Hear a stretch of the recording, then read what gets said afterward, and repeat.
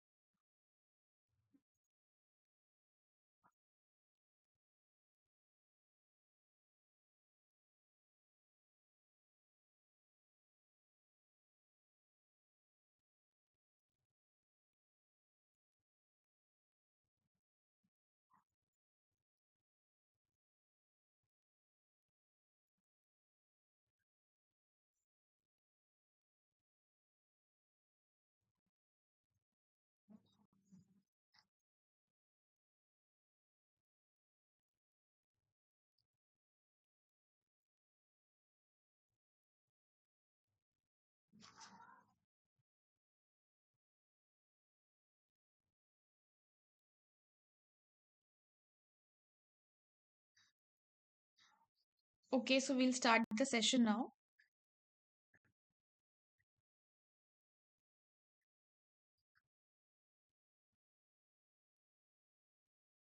Okay, so a very good evening to one and all present here.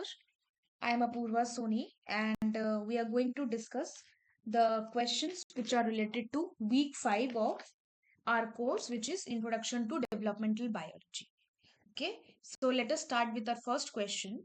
So, our first question is: Towns and Holt-Fretter dissociated the cells of embryo of different organisms and visually examined and tracked the motions of these cells when they were mixed to form a heterogeneous mass. During this process, they noticed that the cells sorted themselves in such manner that their relative position within the mass resembled their position in intact embryos. Based on these, which of the following did they propose?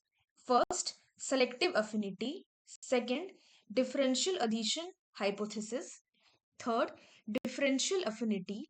And fourth, conditional specification. Okay, so this is a question. I'm giving you 2 minutes and then you can answer it.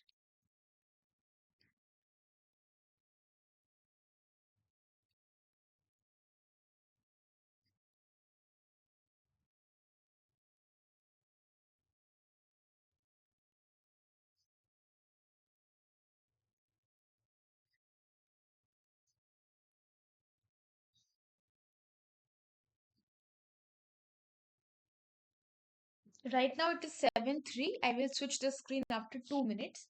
Okay.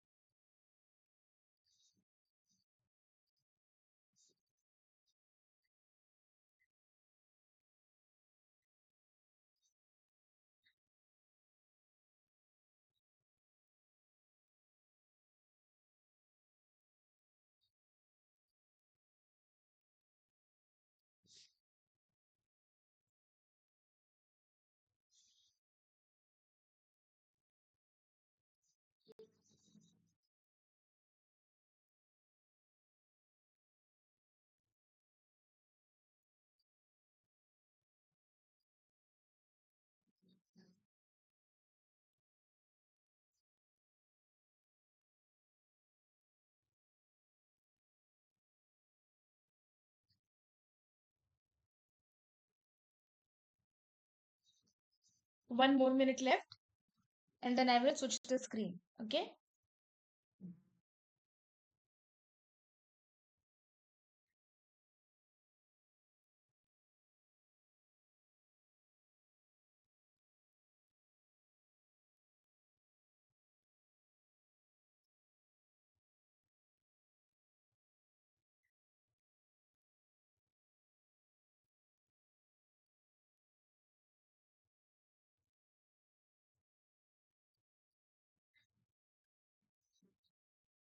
Okay, so now I am switching the screen.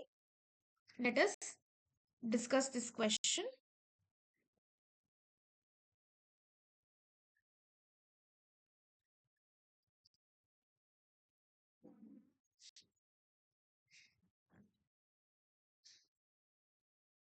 Hmm. So the question is, Towns and Holtfelter dissociated the cells of embryo of different organisms and visually examined and tracked the motion of these cells when they were mixed to form a heterogeneous mass.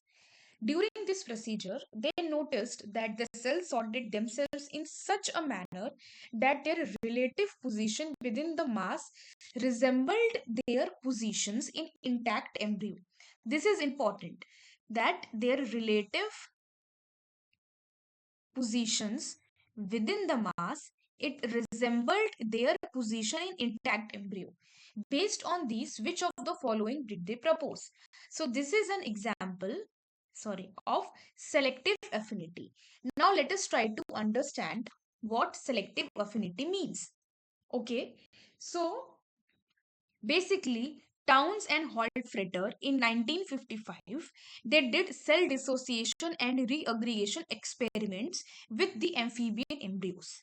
And what they have observed, that when the cells were mixed and then when they sorted the cells, they reorganized in a way that mimicked their natural positions in their embryo. Okay, so it mimicked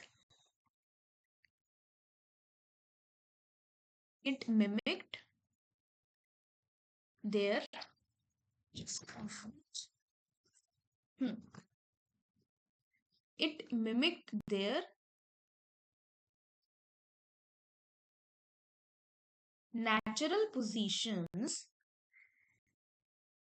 in the embryo. Okay. So, from this, they proposed that principle of selective affinity, which says that cells have selective or specific affinity for each other, which drive the sorting. Okay, that means cell possess selective affinities for one another, and these affinity guide them to associate in a way that recreates the embryonic structures.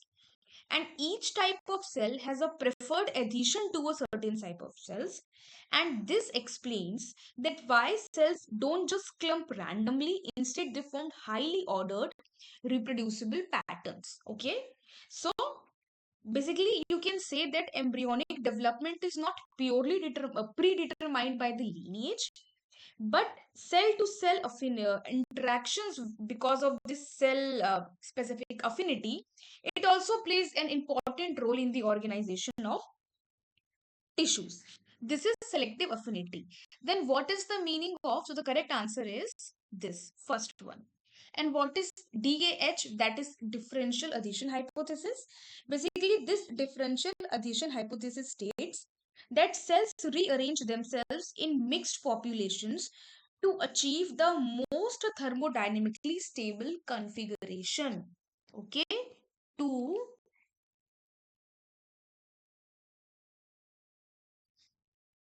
achieve the most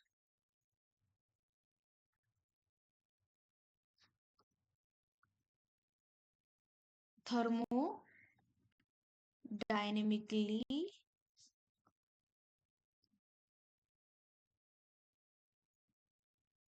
stable configuration. Okay. And so basically what happens in this case is, so when we talk about differential addition hypothesis, in short, we call it as DATCH. So what happens that which higher addition means there are more cadherins which are involved, which means cells will have a higher surface tension and the cells move to the center of the mass. So if there is higher addition, okay, when there is higher addition, this means that more cadherins, so it will cells move to the center of of the cell mass.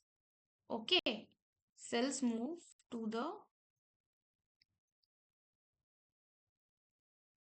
center of the cell mass. And lower addition means there are fewer cadherins. If there is lower addition, it means there are fewer cadherins and therefore the surface tension is also low and therefore the cells are displaced to the periphery. So just so cells are here at the periphery. So basically, the arrangement is that minimizes the system's free energy. This is what differential addition hypothesis states. What is differential affinity hypothesis? Differential affinity hypothesis means that different cell types they show different strength of addition to one another. Different cell types they show different strengths of adhesion to one another, and the difference in thickness it drives cell sorting and tissue organization during development. Mm.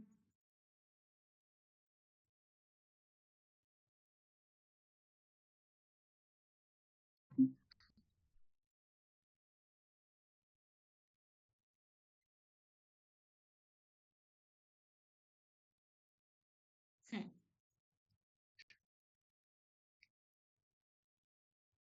Hmm. So this is your differential affinity hypothesis. What is conditional specification? In conditional specification, a cell's fate is not fixed early, but it depends on interaction with neighboring cells, that is, cell to cell communication. This is your conditional specification. So, the correct answer here is selective affinity, but differential addition hypothesis. This is also important. What is differential ability? Differential affinity means different cell types show different strength of addition to one another. Conditional specification means a cell's fate is not fixed early, but it depends on the interaction with the neighboring cell. That means they're talking about cell to cell communication. Okay, fine. Now we'll come to the next question.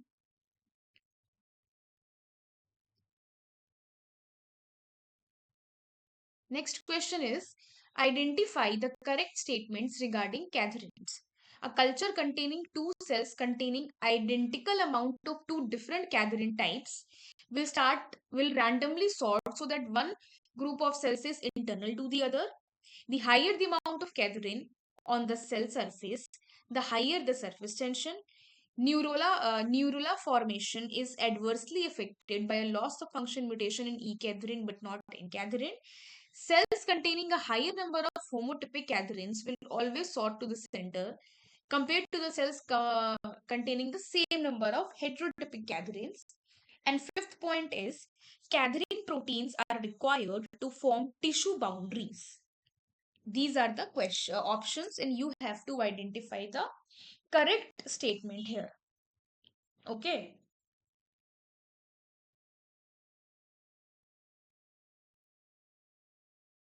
So I'll give you 2 minutes, answer this question, and then we'll discuss.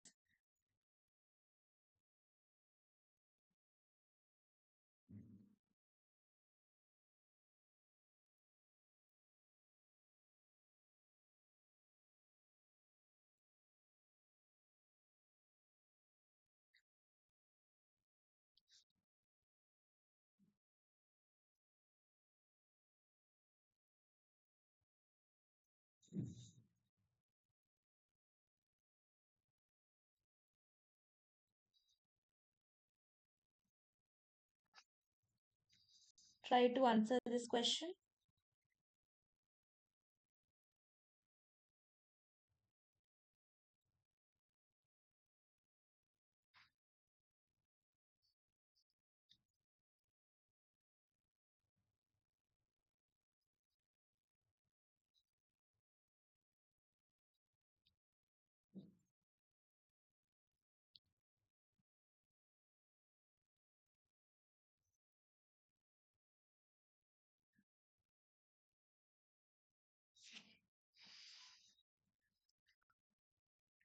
One more minute left.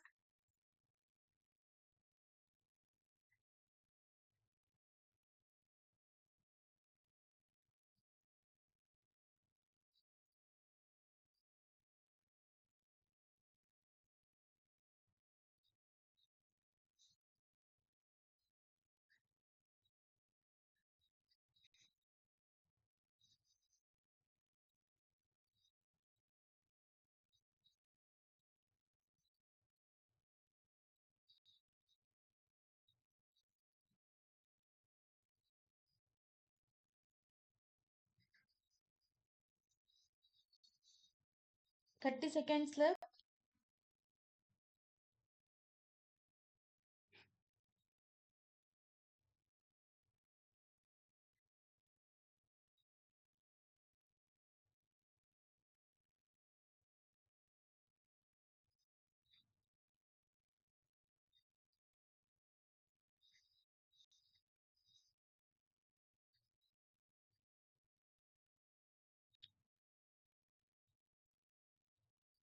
Okay. Let us try to understand this question now.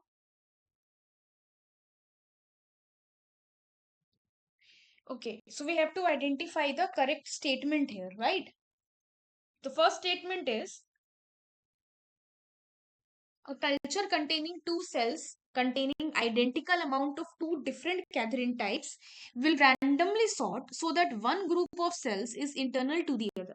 Just now we have discussed about the differential addition hypothesis. Differential addition hypothesis says that cells rearrange themselves in mixed population to achieve the most thermodynamically stable configuration. So if more cadherins are there, which means higher adhesion and higher surface tension, and those cells will move to the center of the cell mass.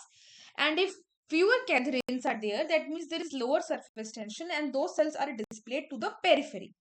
This is something that we have just now discussed. Now, with having this particular thought in our mind, let us see the options. The first option is a culture containing two cells containing identical amount of two different cadherin types will randomly sort so that one group of cells is internal to the other. Is this a correct statement? No, it is an incorrect statement. Why? Because cells with different cadherin types usually segregate, but one group won't necessarily internalize. Okay. Instead, they form distinct boundaries, not random. Sorting inside versus outside depends on cadherin density, not just the cadherin type. So whether it will be inside or inside outside, it depends upon cadherin density. just as we discussed in the differential addition hypothesis. Those cadherins which are more in greater in number will have a greater surface tension, will be present at the center, and those cadherins which are present in lesser number will be at the periphery. So we can say that sorting of inside versus outside, it depends on the surface tension, and this surface tension is determined by cadherin density and not just the cadherin type. So the higher the amount of cadherin, the higher will be the surface tension. Okay, so greater the amount of cadherin, more is the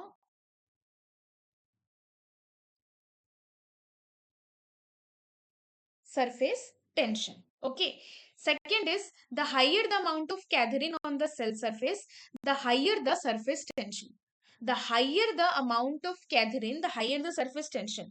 Is this correct statement? Yes, because again, just now we have discussed according to the differential addition hypothesis. Stronger addition means more cadherin, which means higher the amount of surface tension, cells will go inwards. This is correct. Then neural formation is adversely affected by a loss of function mutation in E cadherin but not in N cadherin. Is this correct? No, because E cadherin is critical in early stages like compaction epithelium, whereas N cadherin,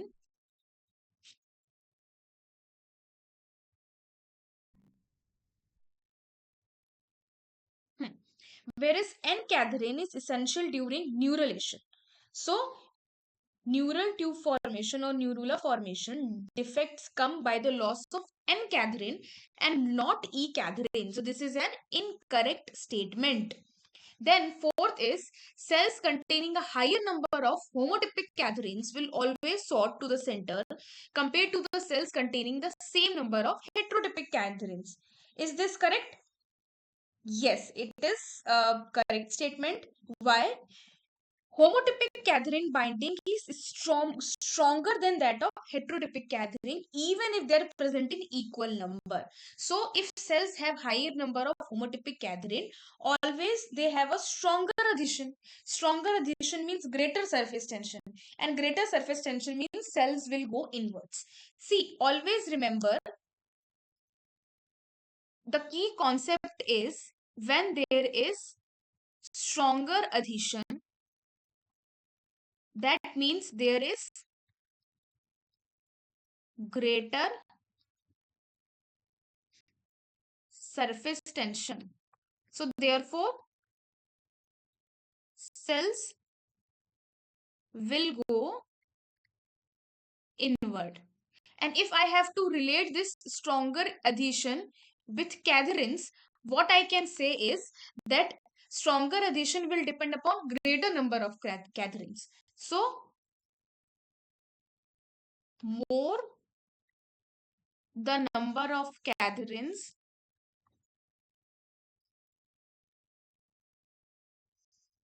stronger is the adhesion. Therefore, there will be greater surface tension and hence cells will go inwards. This is the key concept. So I hope this concept is clear. So here the question says cells containing a higher number of homotypic cadherins. So when the homotypic cadherins, they have a stronger binding in comparison to heterotypic cadherins. So this means stronger binding means surface tension is more, therefore cells will go inwards. Okay, this is correct. Then last is, cadherin proteins are required to form tissue boundaries. So this is also correct. Why it is correct?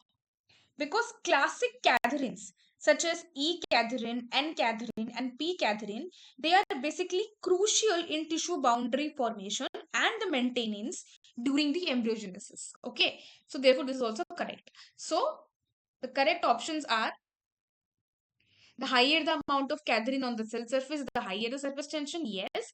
Cells containing a higher number of homotypic cadherins will always sort to the center compared to the cells containing the same number of heterotypic cadherins. Yes.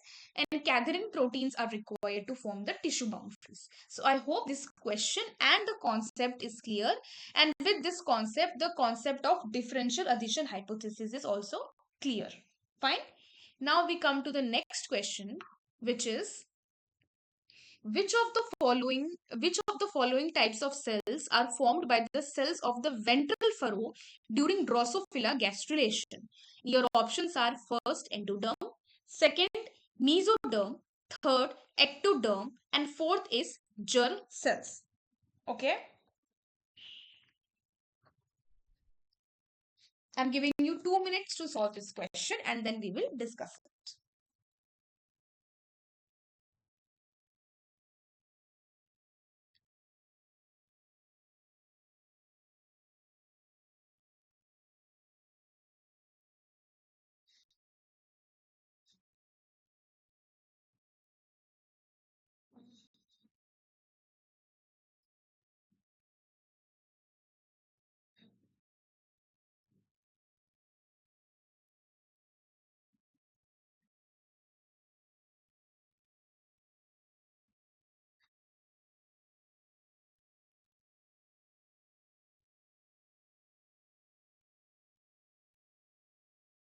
Think.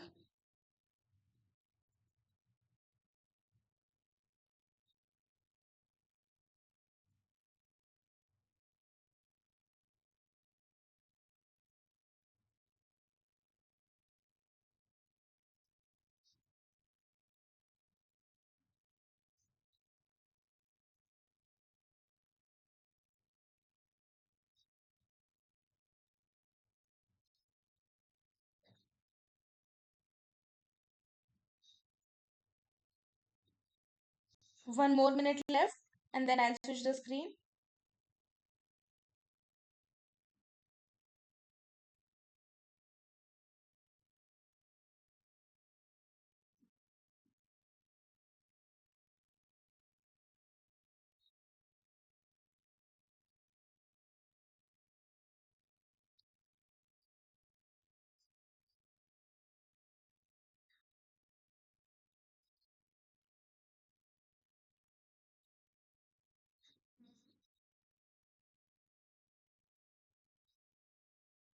30 seconds left.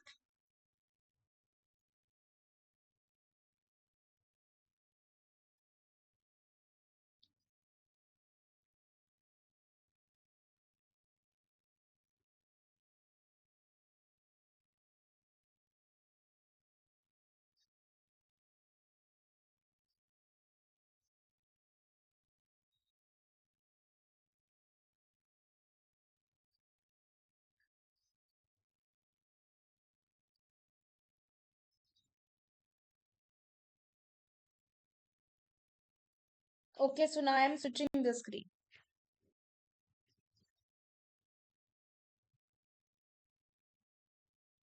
Okay. So the question is, which of the following types of cells are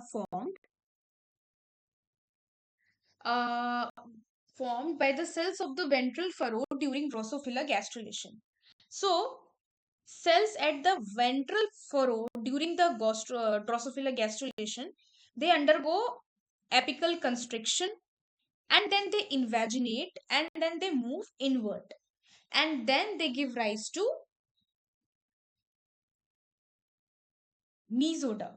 And this mesoderm later differentiates into muscle, heart, bloods, etc. Okay, so what happens? Cells at the ventral furrow, they undergo apical constriction. First, there is apical constriction, okay, and then there is invagination,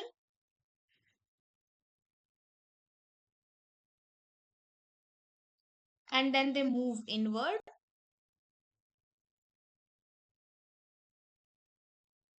and then they give rise to the mesoderm. And this mesoderm then later differentiates and formed muscle, heart, blood cells. Okay. I don't like, I'll take red color only. Fine. Now, so the correct answer is mesoderm. Now, next question is identify the correct statement regarding cell to cell communication. Cadherins are linked to the actin cytoskeleton. Second, M-cadherin is linked to microtubules. Third, catenins associate with cadherins on the extracellular site. And fourth, cadherins are phosphorylated at their catenin binding region. So these are your four options. I'll give you 2 minutes. Think, and whatever your answer is, you can type it in the message box and then we'll discuss after 2 minutes. Okay.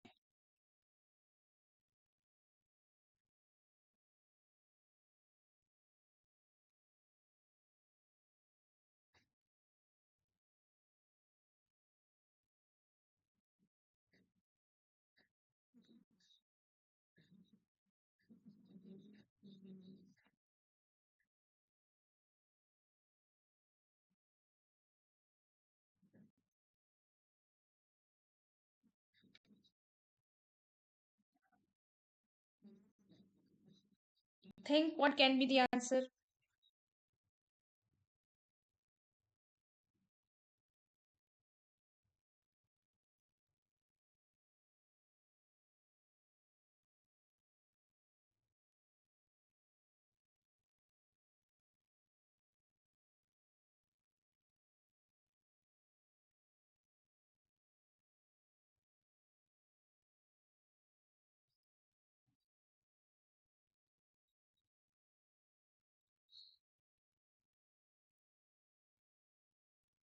One more minute left.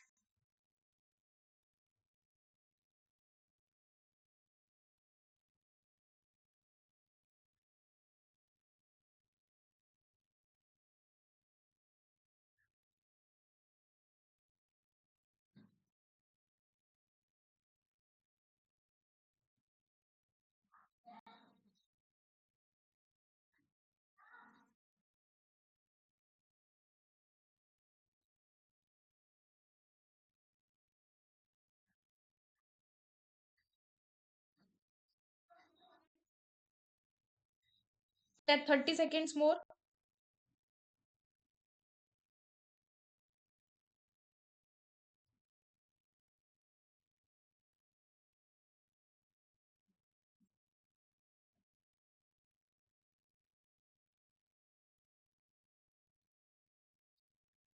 Okay. So I'm switching the screen now.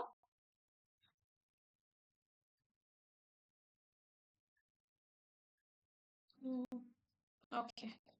So the question is identify the correct statements regarding cell to cell communication. Okay. Let me just. Okay. The first statement is cadherins are linked to the actin cytoskeleton. Is it a correct statement? Yes. So cadherins connect to the actin cytoskeleton indirectly via catenins. Okay. And then they stabilize the adherent junctions.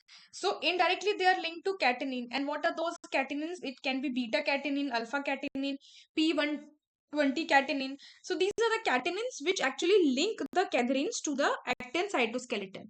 And because of this interaction, the adherent junctions are stabilized. Okay. Then second is M-cadherins are linked to microtubules. Is it correct? No, it is not a correct statement because M-cadherin does not stands for microtubule cadherins. M-cadherin is muscle specific and it is also linked to the actin cytoskeleton. They are not linked to microtubules. So M-cadherins, these are muscle specific. Okay. And they are linked to the actin cytoskeleton.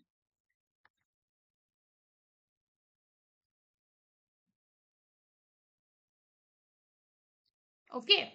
So this is again incorrect. Third is catenins associate with cadherins on the extracellular side. Is it a correct statement? No. It is again incorrect statement. Why? Because catenins, it binds to the cytoplasmic tail of the cadherins, which is the intracellular side and not the extracellular side. Okay. Extracellular interactions are cadherin to cadherin interaction. That means they are homophilic binding. So basically, cadherins are associated with the cadherins on the intracellular side, because extracellular side, cadherins are attaching to cadherins only. Cadherins are not attaching to catenins. Is it clear? So extracellular side,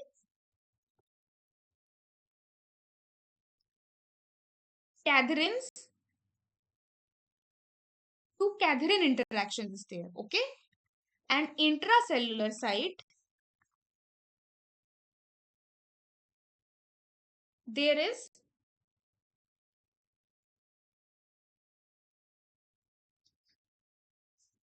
catenin to cadherin. Catenin to cadherin. Okay. Then fourth statement is cadherins are phosphorylated at their catenin binding region. Cadherins are phosphorylated at their catenin binding region. So cadherins binds to catenin at the intracellular side. Is it correct? Yes. So phosphorylation of cadherins at the binding region, it actually regulates the strength and dynamics of adhesion. So yes, cadherins are phosphorylated at their catenin binding region, and in fact, this phosphorylation is important for regulating the strength and dynamic of the adhesion. So again, this is a correct statement. So the correct answers are first and fourth. That is, cadherins are linked to the actin cytoskeleton, and cadherins are phosphorylated at their catenin binding region. So I hope this question is clear to everybody. Just a minute. Okay. So next question is easy. It's an easy question. Organize the following in the correct sequence of events: competence, development, and induction. Okay. So these are the three events: competence, development, and induction. What happens first? 3-1-2. 3-1-2 means first induction, then competence, then development. 1-3-2. That means first competence, then induction, and then development. 2-1-3. That means first development, then competence, and then induction. Or 2-3-1. That is first development, then induction, and then competence. So what is the correct sequence of events? What happens first, what happens second, and what happens at the last? That you have to tell.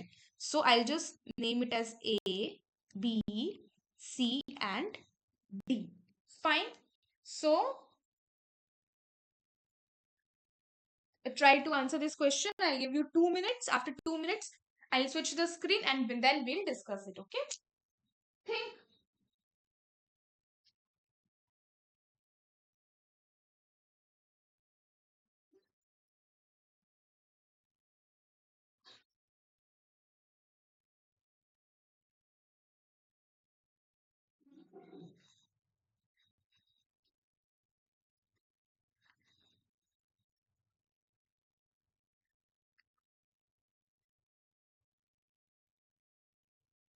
Think what can be the answer here.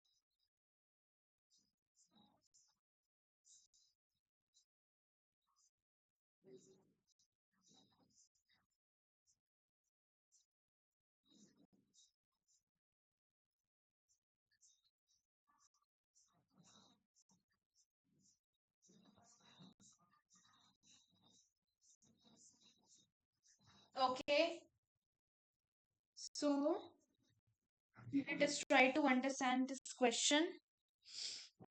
Finally, I'm switching the screen. Okay, we try to answer it. Let me see. Not okay, fine. I'll discuss it.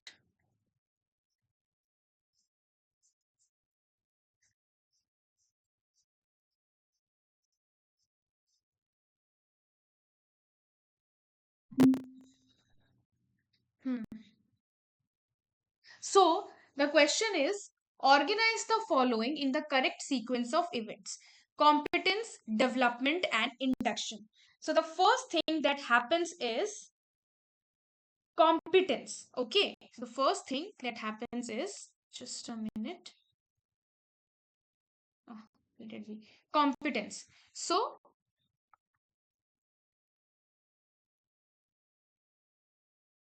first thing is competence. So, what happens? What is competence? Competence is the ability of a cell or a tissue to respond to a signal, and this must come first. So first of all, there is a signal. Okay, then the cell or a tissue will respond to that signal. So that is your competence. Competence is the ability of a cell or a tissue to respond to a signal. First thing is, if there is a signal, there needs to be response. Then second is induction. What is induction? A signal from one group of cells changes the fate of another group of cells. Okay. So, this is a cell and this is a signal. So this cell is competent, so it will respond to this signal. And now this cell will change the fate of another cell. So this is inducing this cell. This cell is inducing this cell. So this is your induction. That means a signal from one group of cell changes the fate of another group of cells. This is your induction. So what is induction? A signal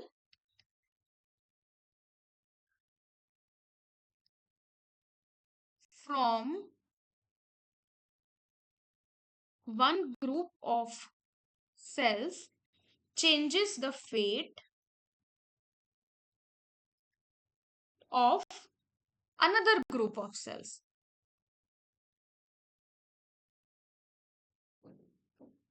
Okay, this is your induction. And third is development. So what is development? The downstream differentiation and morphogenesis which is happening after induction is development. Okay, so development.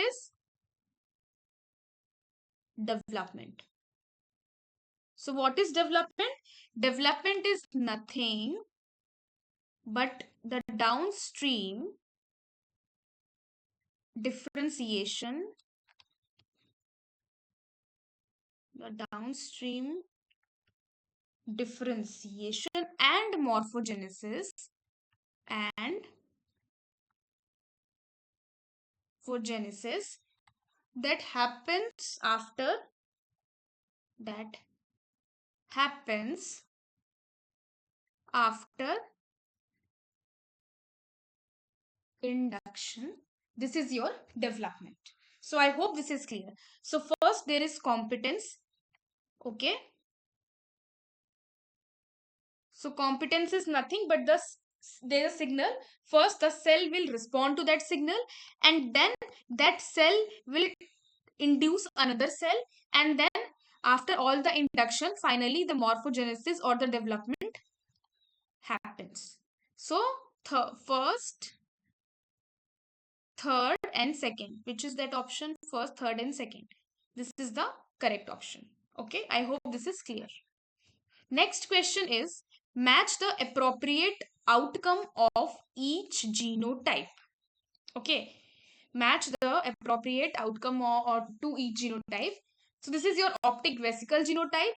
This is the surface ka ectoderm genotype, and this is the outcome. So if the genotype of optic vesicle is PAC6 is absent, and in the surface ectoderm genotype also PAC6 is absent. See, these are not like this, and this. This is independent, this is independent, this is independent.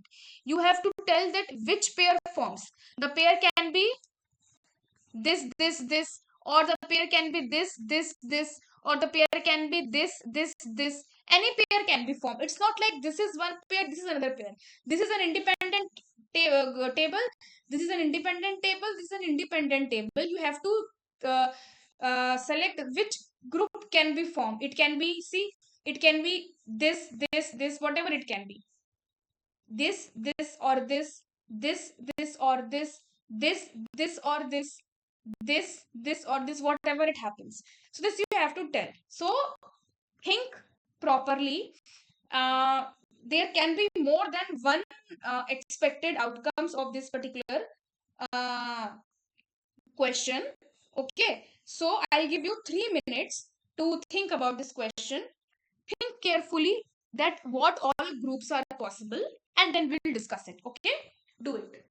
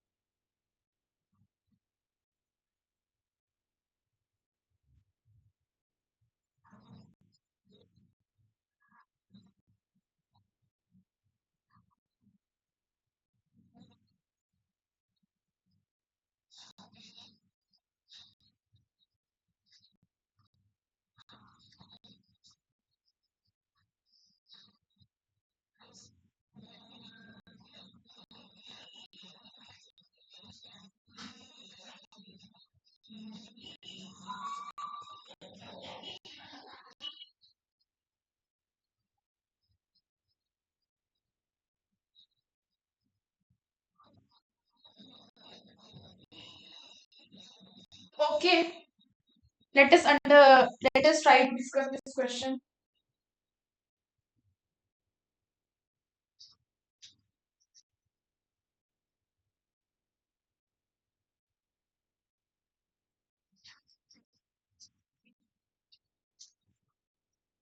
Hmm. So the question is, match the appropriate outcome to each genotype. Optic vesicle genotype, surface ectoderm genotype, outcome. Okay.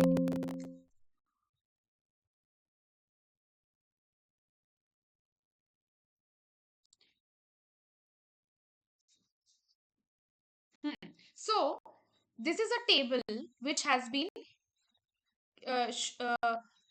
if you have gone through the lectures, you must have came across this table, and this table actually explains it all. It's a self-explanatory table. See, optic vesicle, surface ectoderm, and lens induction. Okay. So, just a moment. Hmm. See here, if optic vesicle is wild type and surface ectoderm is wild type, lens induction is there. If optic vesicle is PAX6 null, that means there is no PAX fail. Then, and surface ectoderm is wild type, lens induction is there. If optic vesicle is wild type or but surface ectoderm is deficient in PAC6, then there is no lens induction. And if both have no PAC6, that means there will obviously be no lens induction. That means the wild type of surface ectoderm is important. If surface ectoderm is wild type, then even if optic vesicle does not has PAC6, there will be lens induction. But if we reverse the case, that means if optic vesicle is wild type, but the surface ectoderm is deficient in PAC6, then there will not be any lens induction. Okay, so that means surface ectoderm induces optic vesicle in such a way that there will be lens induction. Now let us try to answer this question. If PAC6 is present and PAC6 is present, then will there be lens formation? Yes. So this is correct. So 1, 1 and 1 is correct. So 1, 1, 1 is correct. If PAC6 is absent in both the cases, then will there be lens formation? No. This is also correct. So 2, 2 and 2 are correct. 2, 2, 2 are correct. Now, if PAC6 is absent in the optic vesicle, but if PAC6 is present in the surface ectoderm, then will there be lens formation? Yes. So 2, 1, 1 is also correct. This is also correct. 2, 1 and 1 is also correct. Okay, but if PAC6 is present in the optic vesicle, but it is absent in surface ectoderm, will there be any lens formation? No. So 1, 2 and 2 is also a pair which is correct, but 1,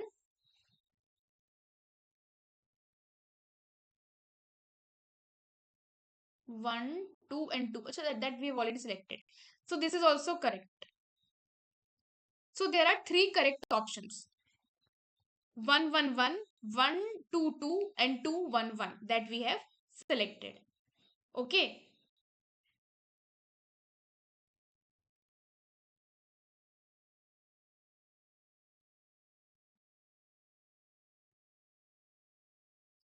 This is also correct actually. When PAC6 is absent in both the cases, 2, 2 and 2. But that option is not given here. Or is it given? No, the option is not given, but this is also correct. This option is also correct, but this is not given, I think. Okay, so there are actually four correct options, but three of them are given, so we have selected three of them. So I hope this is clear to everybody, this question.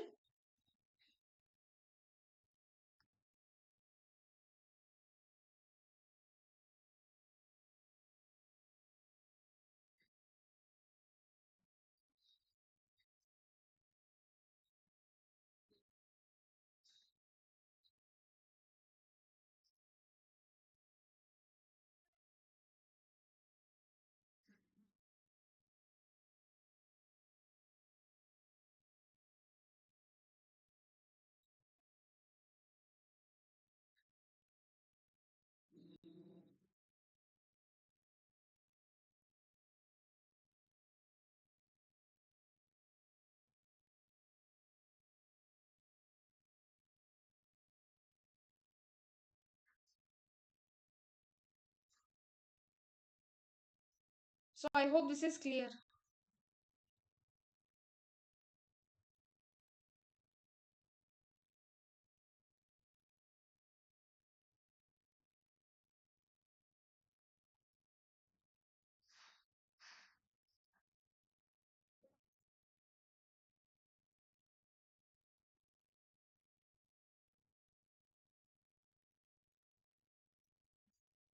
Okay.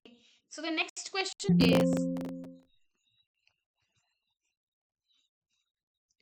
induction of a cell fate can be A, sequential, second, reciprocal, third, synergistic, or fourth, mutually exclusive. So the question is, if induction of cell fate can be sequential, reciprocal, synergistic, and mutually exclusive.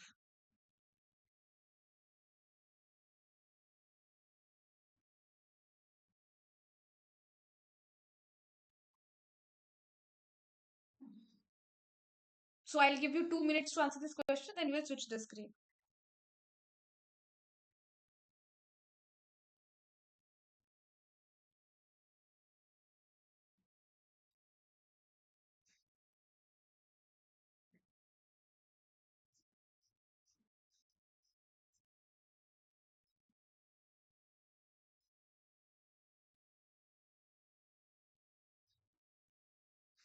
Question says induction of cell fate can be sequential, reciprocal, synergistic, and mutually exclusive.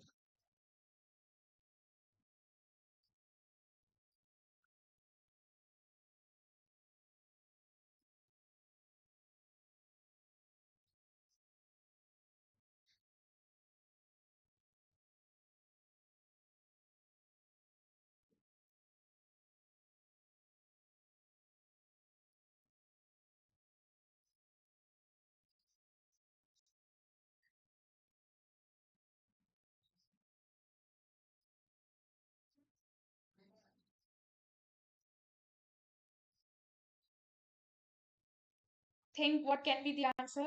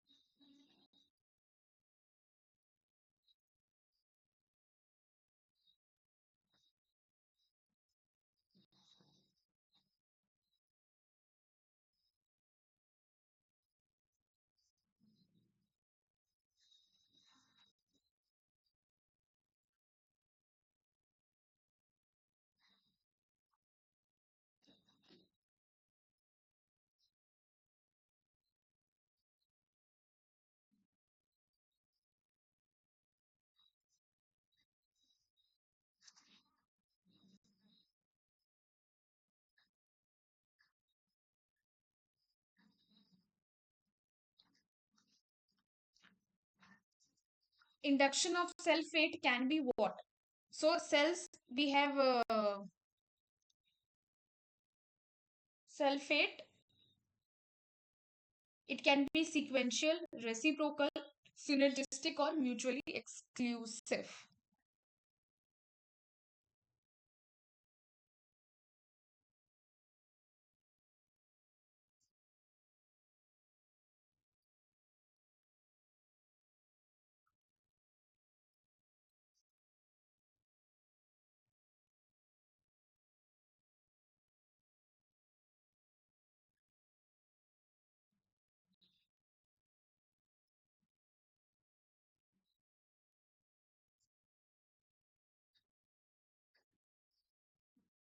1 more minute left.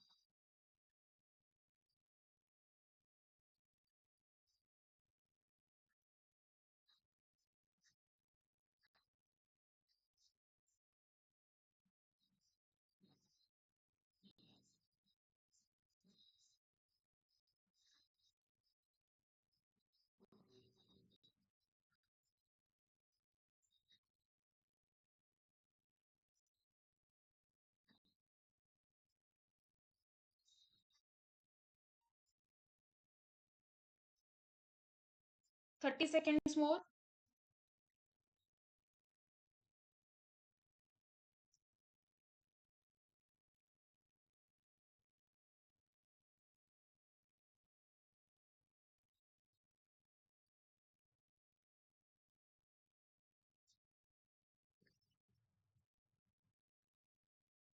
Okay. So the question is induction of uh, induction of sulfate can be A sequential, 2 reciprocal, 3 synergistic, or 4 mutually exclusive. So what is sequential induction?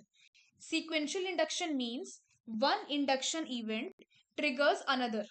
Okay. So if I talk about sequential induction,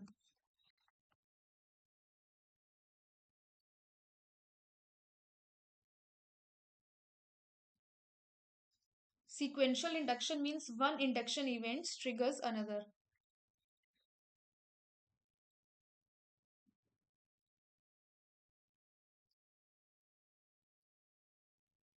One induction event triggers another event. For example, this sequential event is very common in the development of optical vesicles. So, optic vesicles, then it forms lens and then it forms cornea. So, induction of sulfates can be sequential. Yes, it can be sequential. Reciprocal. Yes, it can be reciprocal also. Reciprocal induction. What is the meaning of reciprocal induction? Two tissues induce each other. Okay, so if I talk about reciprocal induction, this means that two tissues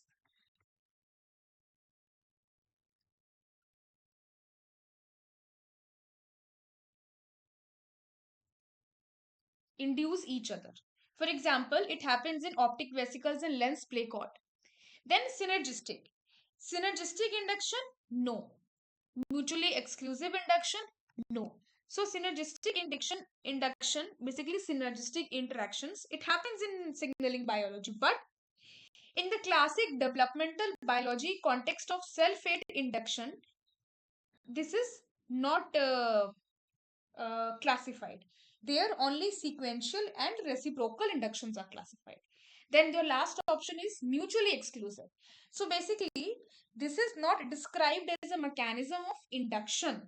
Instead, its signals often cooperate or act sequentially. So this is not mutually exclusive is not a method of induction. Basically, signals they either cooperate or that means either they have a reciprocal induction or they act sequentially. So induction of sulfate, it can be sequential or reciprocal. Okay. Next question is, based on the figure, choose the correct order of surface tension.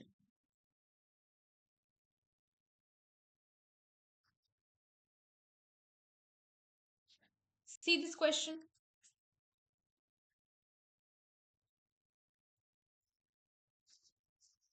Based on the figure, choose the correct order of surface tension.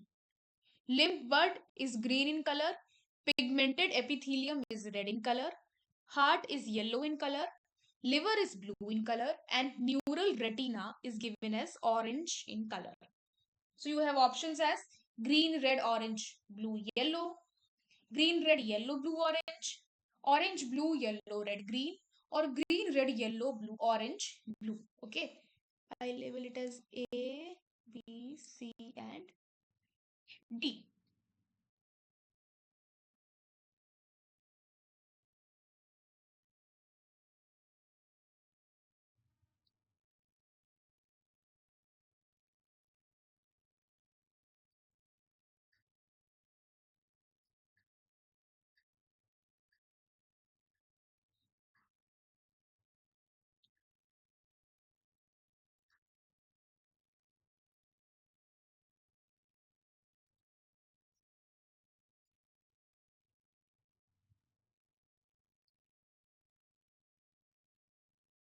This is entirely a conceptual question. Even if you know nothing, this is like a aptitude question, I'll tell you. This is like a general aptitude question. So even if you do not know the principle, you can solve this question because it's like a general aptitude. question. Think.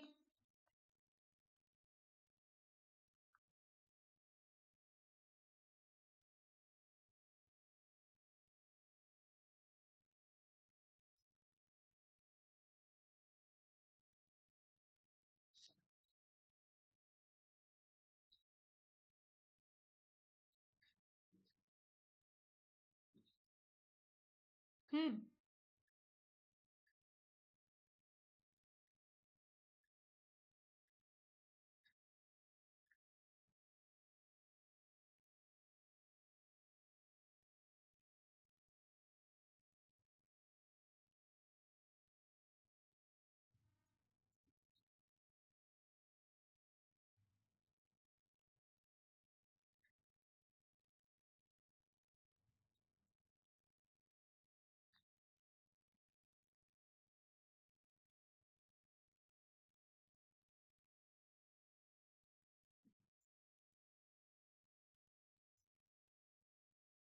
Think. What can be the answer of this question? I'll switch the screen after 1 minute now. Think what can be the answer.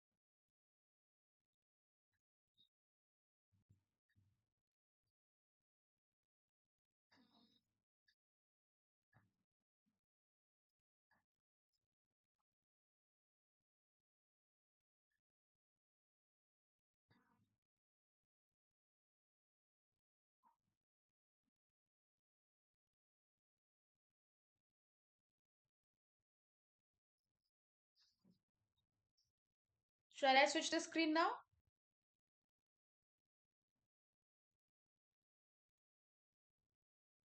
Okay. Hmm. So let us try to understand this question. First of all, we'll see what is the correct answer. The correct answer is green is greater than red, red is greater than yellow, yellow is greater, much greater than orange, and orange is greater than blue. So green is greater than red, then yellow is much greater than orange, and then blue. This is the correct one. D. Okay. Now let us try to understand this question. It's a very smart question, highly conceptual. First thing you should understand is that this figure shows differential addition hypothesis in tissue sorting experiments.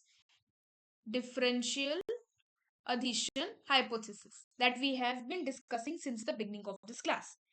So, what this hypothesis says that cells or tissues with higher surface tension they move to the center while those with lower surface tension stays at the periphery, because here we have to choose the correct order of surface tension only. So this hypothesis says that cells or tissues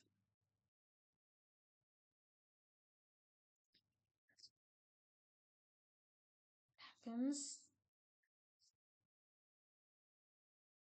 oh god,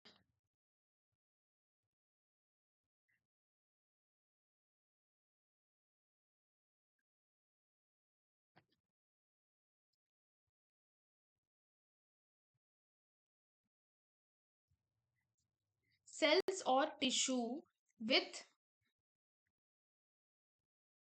I don't know what happens, these technical glitches really take my head. Anyways.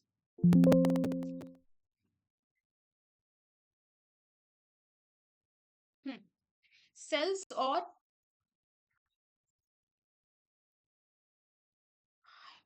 I'll write here only then.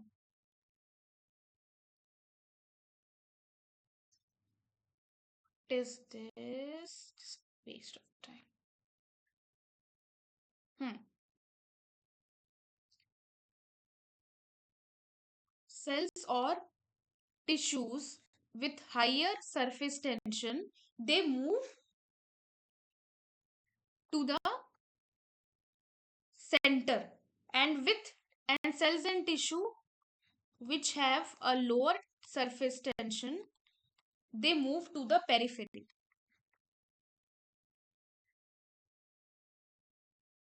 Okay, this is the principle. Then, so higher surface tension means tissue will go inside, and lower surface tension means tissue will stay outside, that we have discussed.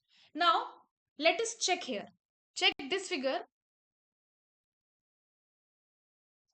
Here you see green is inside and red is outside. That means green has higher surface tension than red. So I can say, if I label it as 1, 2, 3 and 4. Okay. So if I see the first one, I can see the surface tension of green is greater than that of red. I can say this or not? I can say, because green is inside, and just now we have discussed the cells or tissues which have a higher surface tension, they stay inside, and tissues or cells which have a lower surface tension, they stay outside. So if we look at the surface tension, I can say that green has a greater surface tension as compared to red. This we can see from first figure. Here, second one, red has a greater surface tension than green. Red has a greater surface tension than, sorry, this is not green, this is yellow. Okay, so this means green, red and yellow. This we can say up till now. Third, yellow has a greater surface tension than blue. Yellow has a greater surface tension than blue. Yellow has a greater surface tension than blue. And fourth is blue has a greater surface tension than orange. Blue has a greater surface tension than orange. Okay, now you see here,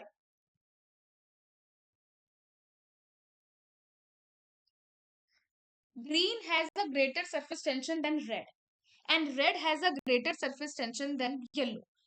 Okay, so green, red and yellow to are pakka pakka.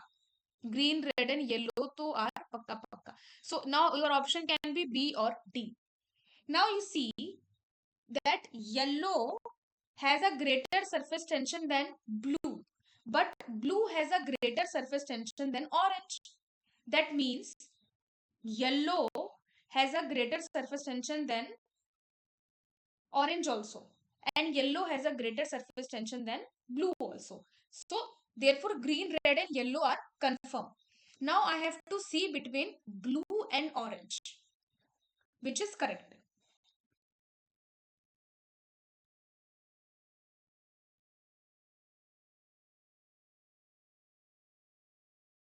So it will be that yellow has a much greater surface tension than orange and then blue. See, this is the correct option. So I hope this is clear to everybody. Okay, this is just a conceptual question. Now next question is, which of the following is depicted in figure? This is the source of dermal mesenchyme. This is wing epidermal epithelium, and this is specific induction.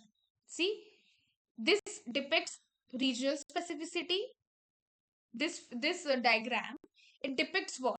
It depicts regional specificity, temporal specification, genetic specificity, or epithelial to mesenchymal transition. What does it depicts? I'll give you 2 minutes and then I will switch the screen and then we'll discuss this. Okay.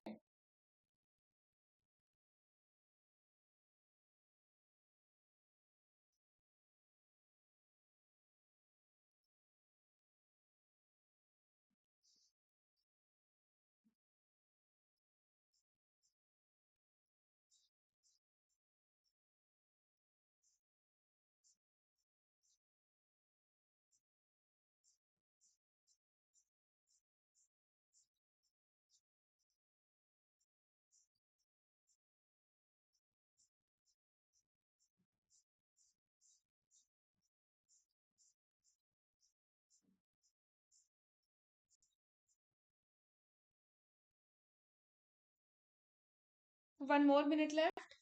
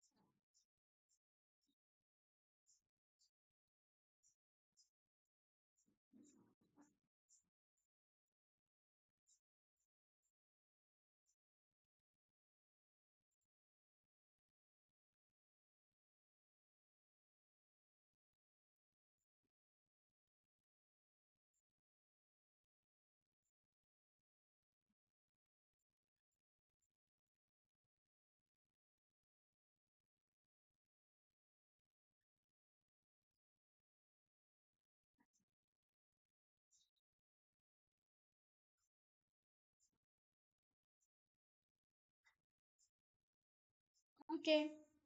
Let us discuss this question. So, which of the following is depicted in this figure? So, this basically defines the correct answer is regional specificity. How regional specificity? Let us see. Regional specificity in developmental biology refers to the idea that embryonic tissues have inherent positional information that determines what structure they will form even when they are transplanted to a new environment. Okay. So even when they are transplanted to a new environment, they have the inherent positional information. So when I talk about regional specificity,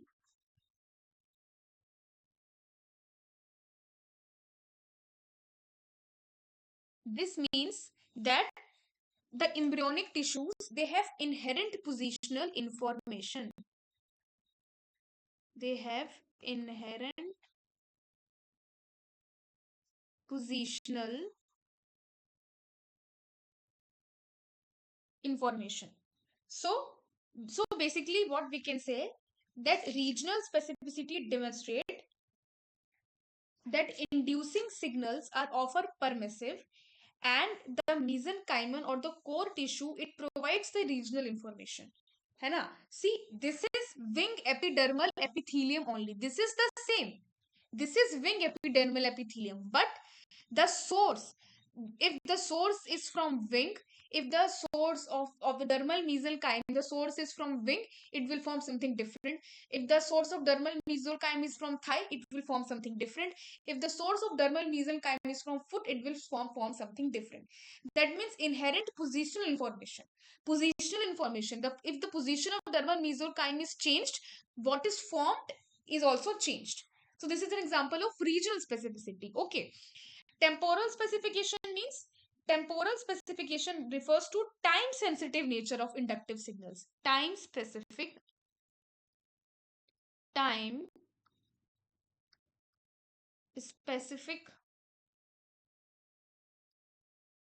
nature of inductive signals.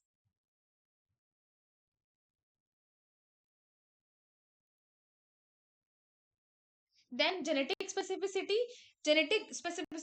means the it refers to the idea that genomes of each species contains intrinsic instructions that determine the developmental outcomes. That means the genome has some instructions. The genome contains some intrinsic instructions. That is your genetic specificity. And epithelial to mesenchymal transition is basically a process. It's not a specificity. It's a process uh, where epithelial cells they lose the polarity and adhesion and they become the mesenchymal cells. So epithelial cells are basically have adhesion property, whereas mesenchymal cells are migratory cells. So that is your EMT, that is epithelial to mesenchymal transition. So this figure depicts the phenomena of regional specificity. That means if the positional information is changed, induction is changed. See, the source of epidermal epithelium is same, but when the source of dermal mesenchyme is changed, induction differs. This is your regional specificity ka exam. Fine. Last question is C. elegans vulva formation occurs during the larval stage from 6 vulval precursor cells, which we call as VPC. Okay. The anchor cells connects the overlying gonad to the VPCs. The 6 VPC form an equivalence group. Each member of this group is competent to become induced by the anchor cell and can assume any of the three fates, depending on its proximity to the anchor cell. The cell indirectly beneath the anchor cell divides to form the central vulval cell. Which signaling enables this kind of fate? A. First, paracrine signaling. Second, autocrine signaling. Third, juxtacrine signaling. Or fourth, endocrine signaling. I think this is the easiest question of all the questions that we have solved. It's just that the question has been framed in such a way that it looks like a very complicated question, but it's the easiest question. Okay, nothing is there. I'll give you 2 minutes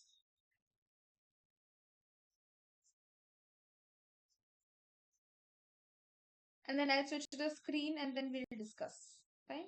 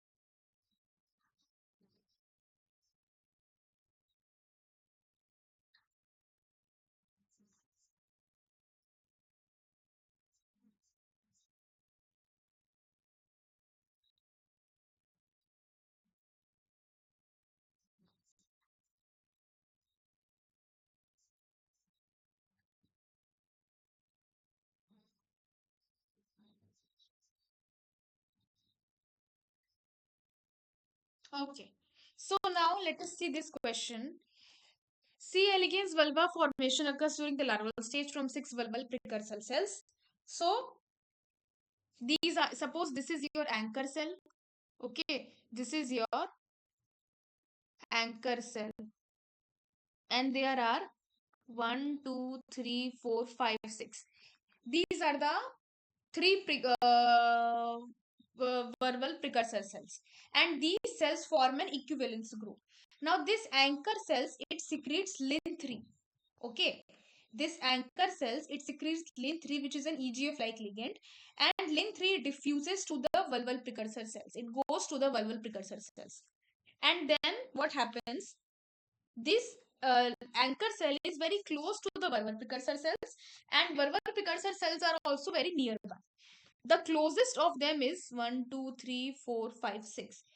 The closest vulvar precursor cells, which is P6, it receives the highest EGF signal and it adopts the primary vulval fate. And then see, if 1, 2, 3, 4, 5, 6, and this is your anchor cell. So the signal, these cells are in close proximity to each other. This anchor cell is also very close proximity to the vulvar precursor cells, and these individual vulvar precursor cells are also in close proximity to each other. So now the EGF signal is secreted, it goes, and the cell which gets the highest amount of lin 3 signal becomes the primary vulval cells, and then it goes to the nearby cells also. So this is an example of which kind of signaling? It is an example of paracrine signaling. Paracrine signaling. That means one cell secretes a diffusible factor that acts on nearby cells.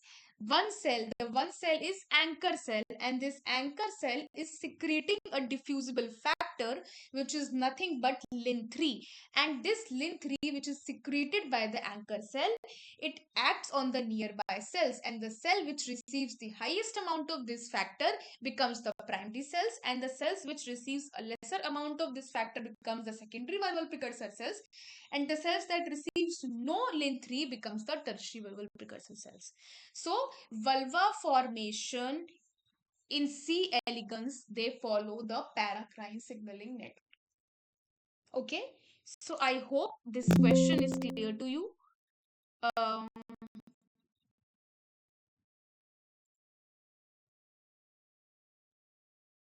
hmm. I hope this question is clear to you. So with this, we have finished all the questions that were there in week 5. So because I had some important experiment planned tomorrow, that is on Tuesday, that's why the class has been preponed. So next week we'll meet on Tuesday, same time, 7 to 9, and then we'll discuss the questions which are there in week 6. If you have any problems, you can always ask me, you can reach out to me, or you can also comment in the YouTube videos which I upload on my channel for your uh, per se only. So, okay, then we'll meet in the next class. Take care, everybody. Bye.